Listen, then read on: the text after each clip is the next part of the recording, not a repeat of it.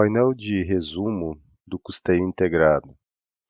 Na verdade, é um painel que confronta os dados contábeis com a movimentação de estoque, 100% dela.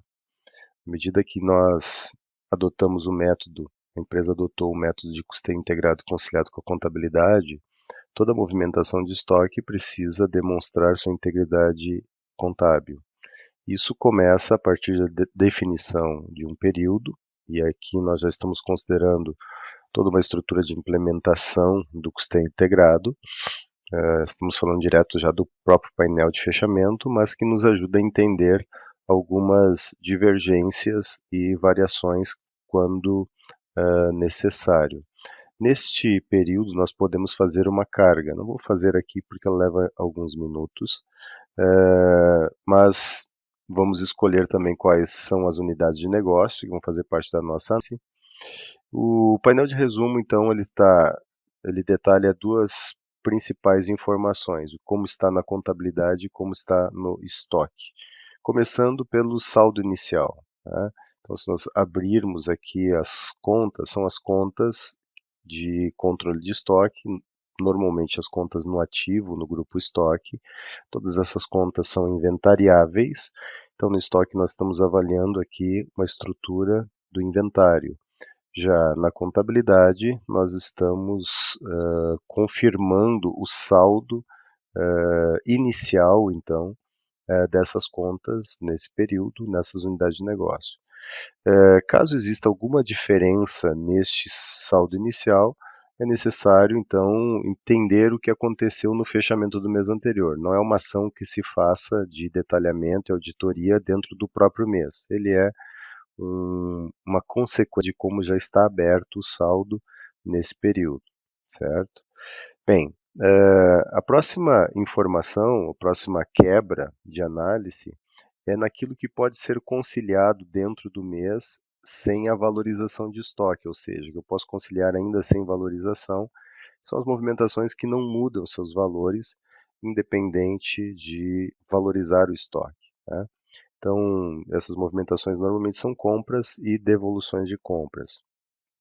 Neste caso, nós estamos aqui identificando uma variação pequena de R$ 5,81, onde podemos destacar aqui numa visão contábil aquilo que ocorreu de movimentação. Aqui tem todas as movimentações de compra que impactaram o estoque, como é que elas foram representadas na contabilidade, e já identificamos que temos uma diferença de R$ 5,81 em matéria-prima.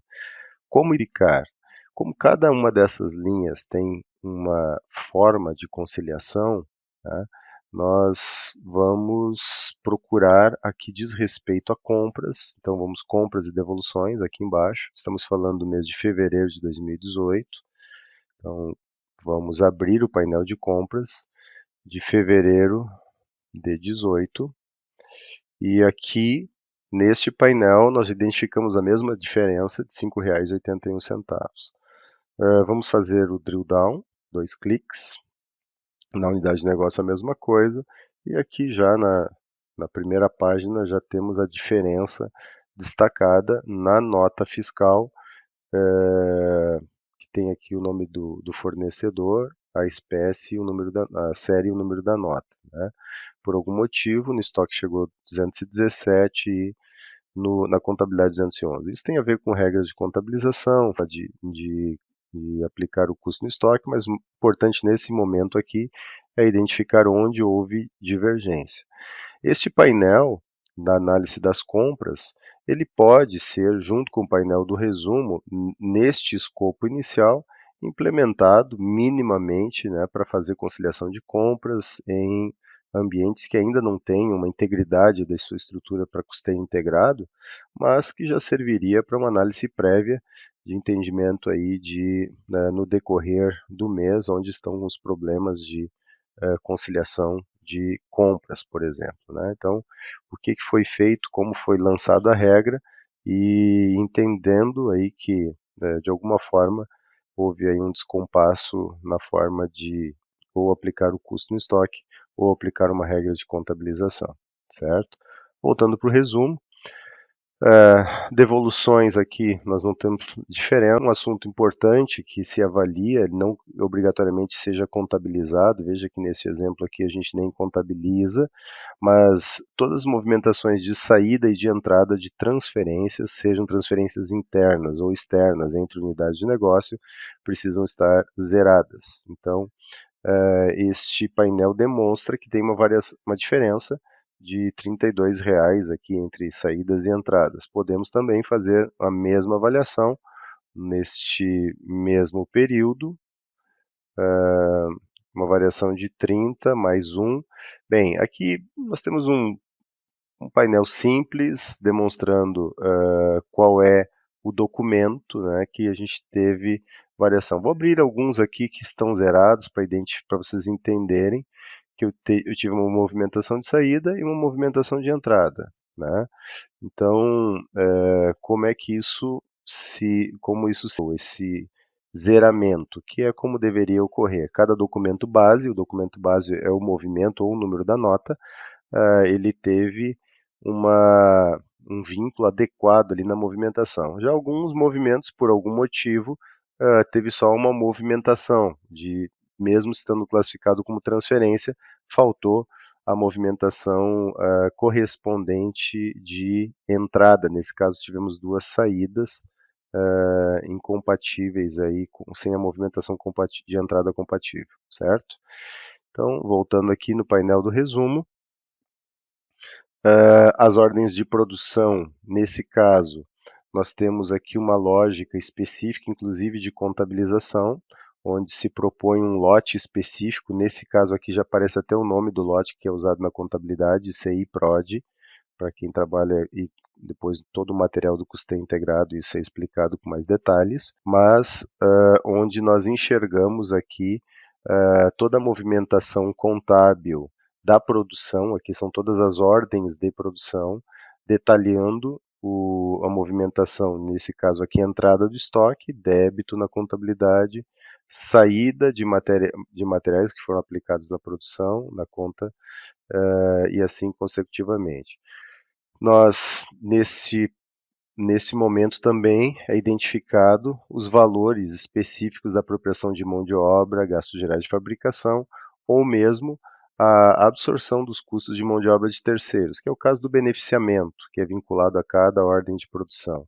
Então, as ordens de produção também precisam zerar, tanto na sua forma de contabilizar entre aquilo que saiu e entrou, ou seja, toda a origem foi destinada nos produtos de entrada de produção, isso fica comprovado, né, nessa identificação.